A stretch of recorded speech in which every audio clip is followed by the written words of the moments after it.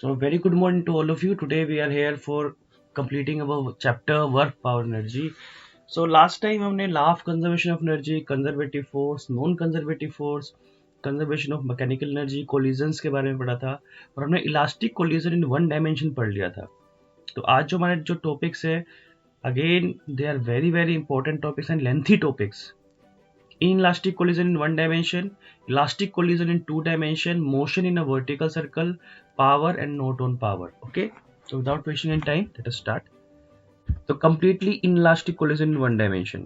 तो completely inelastic collision में क्या होता है, जैसे कि आपको पता है इलास्टिक में मोमेंटम भी कंजर्व होता है और काइनेटिक एनर्जी भी कंजर्व होती है, हम लास्ट टॉपिक में देख चुके हैं. बट इनलास्टिक कोलिजन में क्या होता है, मोमेंटम कंजर्व होता है बट काइनेटिक एनर्जी कंजर्व नहीं होती. और इन कंप्लीटली इलास्टिक कोलिजन में क्या होता है, देखो यहाँ पे दो बॉडीज हैं, टकराने के बाद वो सिंगल बॉडी की तरह मूव करेंगी. तो ये क्या हो रहा है, पहले दो अलग अलग बॉडीज थी, एक छोटी और एक बड़ी, एक का मास m1 एक का मास m2, एक की वेलोसिटी u1 एक की वेलोसिटी u2. टकराने के बाद दोनों सिंगल बॉडी की तरह मूव करेंगी और चिपक जाएंगी आपस में. जैसे मड को अगर आप फेंकोगे दीवार पे तो मड चिपक जाता है ना, तो वैसे ही कुछ. और सिंगल वेलोसिटी से मूव करेगी, दैट इज v. तो यहाँ पे since momentum is conserved, momentum conserve है तो momentum after collision is equal to momentum before collision. तो आफ्टर कोलिजन एक सिंगल वेलोसिटी है m1 plus m2 into v is equal to m1 u1 plus m2 u2. तो यहाँ से capital v small v का formula आ जाएगा, it is the common velocity. तो काइनेटिक एनर्जी कंजर्व नहीं होता, kinetic energy before collision half m1 u1 का square plus half m2 u2 का square is equal to half m1 m2 into v square. तो loss in kinetic energy on collision is delta k, change in kinetic energy is equal to half m1 u1 का square. हम क्या करेंगे, momentum kinetic energy before collision minus kinetic energy after collision को minus कर देंगे, क्योंकि हम चाहते, हमें पता है कि काइनेटिक एनर्जी कंजर्व नहीं है, लेकिन हम ये देखना चाहते हैं कि कितना लॉस हुआ है काइनेटिक एनर्जी का.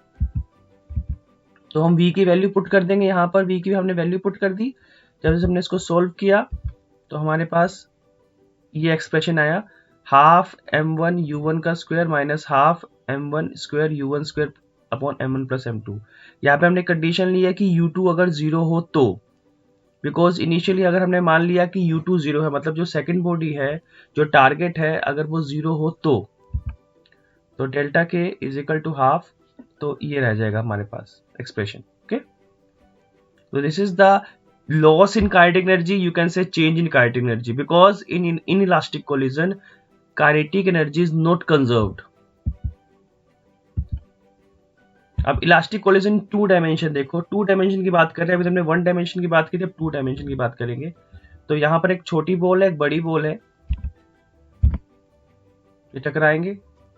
अब देखो यहाँ पर इसे कहते हैं ग्लांसिंग कोलिजन. बेसिकली क्या है, ग्लांस हो रहा है, मतलब ऐसा नहीं कि हेड ऑन कोलिजन नहीं है, ये इसको जस्ट कुछ एंगल पे कर रहा है. जैसे कि मैंने आपको बताया कैरम बोर्ड में अभी हमने एग्जांपल सुना, कैरम स्ट्राइकर को हमेशा हम सीधा नहीं मारते, कई बार हमें कुछ उसको ग्लांस करवाना है, हल्का सा टच करना है ताकि वो पोर्ट में चला जाए. उसी तरीके से बिलियर्ड्स में, स्नूकर में भी ऐसा ही होता है कि जरूरी नहीं कि हम हर बार उसे बिल्कुल स्ट्रेट हेड ऑन मारेंगे, हम उसे कुछ एंगल पे भी उसे टच करवा ताकि वो कुछ एंगल पे जाए. अब इस केस में ऐसे ही हो रहा है, देखो तो दोनों अलग अलग डायरेक्शंस में जा रहे हैं. तो यहाँ पर मान लो m2 m1 u1, अब u2 यहाँ पे जीरो है, बिकॉज इनिशियली हम मान रहे हैं, ये समझो इसको, ये मान लो आपका स्ट्राइकर है, ये जो बड़े वाला है ये m1 वाला, ये आपका स्ट्राइकर है, और ये आपकी जो भी गीटी है जिसको आपने पोर्ट में डालना है. तो आप यहाँ पे उसको कुछ एंगल पे मार रहे हो, बिकॉज यहाँ पर पोर्ट यहाँ नहीं है, पोर्ट यहाँ पर है, तो आपको उसको कुछ एंगल पे मारना पड़ेगा. और इनिशियली u2 जीरो होगा, तो यहाँ पे दो डायरेक्शन में चली गई, ये इस डायरेक्शन में, इस डायरेक्शन में. तो ये θ1 एंगल पे, θ2 एंगल पे, तो m1 v1 cos θ1, m1 v1 sin θ1, हमने इसको दो कॉम्पोनेंट में रिजोल्व कर लिया. और इसी तरह से m2 v2 cos θ2, m2 v2 cos sin θ2, दो कॉम्पोनेंट रिजोल्व कर लिया. ये कोसाइन कॉम्पोनेंट और साइन कॉम्पोनेंट आपको दिख रहा है बिल्कुल क्लियरली. जो m1 v1 sin θ1 है, m2 v2 sin θ2 है, ये दोनों आपस में अपोजिट टू ईच अदर है. और m1 v1 cos θ1, m2 v2 cos θ2, ये दोनों अलोंग द सेम लाइन है, तो ये दोनों ऐड होंगे और ये दोनों सब्ट्रैक्ट होंगे। तो कोसाइन वाले कंपोनेंट ऐड और साइन वाले component subtract. The collision takes place in 2 dimensions, say in xy plane. Conservation laws have to be applied along x axis and y axis separately. अब आपको पता है आप क्या पढ़ रहे हो, यहाँ पर इलास्टिक कोलिजन पढ़ रहे हो, तो इलास्टिक कोलिजन में मोमेंटम भी कंजर्व होता है और काइनेटिक एनर्जी भी कंजर्व होती है। बस हमने यहाँ पे 2 डायमेंशन है, तो इसीलिए हमने क्या करना है, एक बार हमने मोमेंटम कंजर्वेशन ऑफ मोमेंटम लगाना है अलोंग एक्स एक्सिस, फिर हमने कंजर्वेशन ऑफ मोमेंटम लगाना है along Y axis. Similarly kinetic energy, conservation of kinetic energy along X axis and Y axis. बस यहाँ पर हमने ये चीज करनी है। वहां पर क्या था, 1 डायमेंशन में हमने एक ही एक्सिस के अलोंग लगाना था, तो हमने एक ही बार लगाया law of conservation of momentum और law of conservation of kinetic energy, basically energy. तो लोग x axis momentum before collision is equal to momentum after collision. अब यहां पर कंडीशन क्या है, कंडीशन ये है यहाँ पर कि u2 0 है। जैसे कि मैंने बताया कि जो भी आपको स्ट्राइकर से जिसको आपको हिट करना है वो ऑफ कोर्स किस पे रहता है, रेस्ट पे होता है ना। अलोंग वाई एक्सिस, अब आपको पता है वाई एक्सिस के अलोंग तो कोई वेलोसिटी थी ही नहीं, जो स्ट्राइकर था वो पहले तो एक्स के अलोंग ही चला है ना, स्टार्टिंग में टकराने के बाद वो वाई एक्सिस के अलोंग गया है। तो स्टार्टिंग में मोमेंटम बिफोर कोलिजन तो 0 ही हो जाएगा वाई एक्सिस के अलोंग, बिकॉज स्ट्राइकर भी एक्स के अलोंग मूव कर रहा है स्टार्टिंग में, टकराने के बाद उसकी डायरेक्शन चेंज हुई है। तो m1 v1 sin theta 1 minus m2 v2 sin theta 2 minus क्यों आया, बिकॉज अपोजिट थे, यहाँ प्लस क्यों, बिकॉज सेम डायरेक्शन में थे। अब उसी तरीके से kinetic energy scalar and hence the law of conservation of energy is given by half m1 u1 का square is equal to half m1 v1 का square plus half m2 v2 का square. अब जो काइनेटिक एनर्जी है वो scalar quantity है, तो इसीलिए हमने इसको डिसोल्व नहीं किया x और y के अलोंग। ओके, तो यहाँ पर हमारे पास 4 अननोन क्वांटिटीज है, v1, v2, theta 1 and theta 2 and only 3 equations. Therefore at least one more quantity must be known to solve the mathematical problems. आपने बस ये इक्वेशंस निकालनी है, उसके बाद ये वर्डिंग्स हैं आपके पास की अगर हमें v1 की वैल्यू, v2 की वैल्यू, थीटा 1, थीटा 2 की वैल्यू पता चल जाए तो हमारे पास 3 इक्वेशन है, तो हमारे पास एक और क्वांटिटी की वैल्यू हमें एटलीस्ट पता होनी चाहिए ताकि हम इसकी सोल्यूशन कर सके। तो last Power is defined as the time rate of doing work or consuming energy. Power is defined as the rate of conservation of one form of energy into another form of energy. Average power, work done upon time taken is equal to energy consumed upon time taken. Average is equal to W upon T is equal to E upon T. ये instantaneous power का formula, P is equal to dW upon dt. The work done by a force F for a displacement, dW is equal to FdR.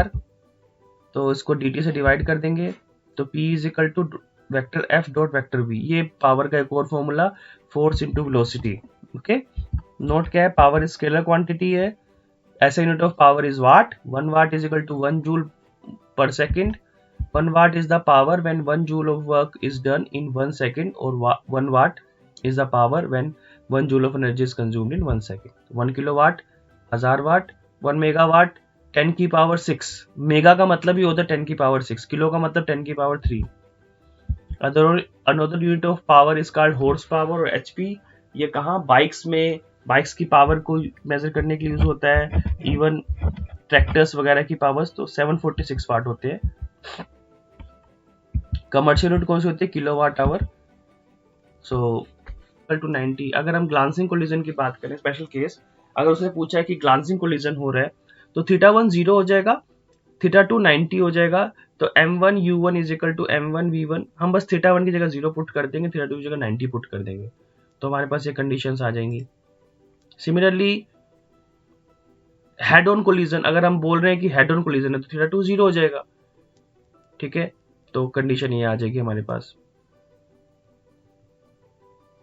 If two identical particles collide in elastic collision, then they move at right angle to each other.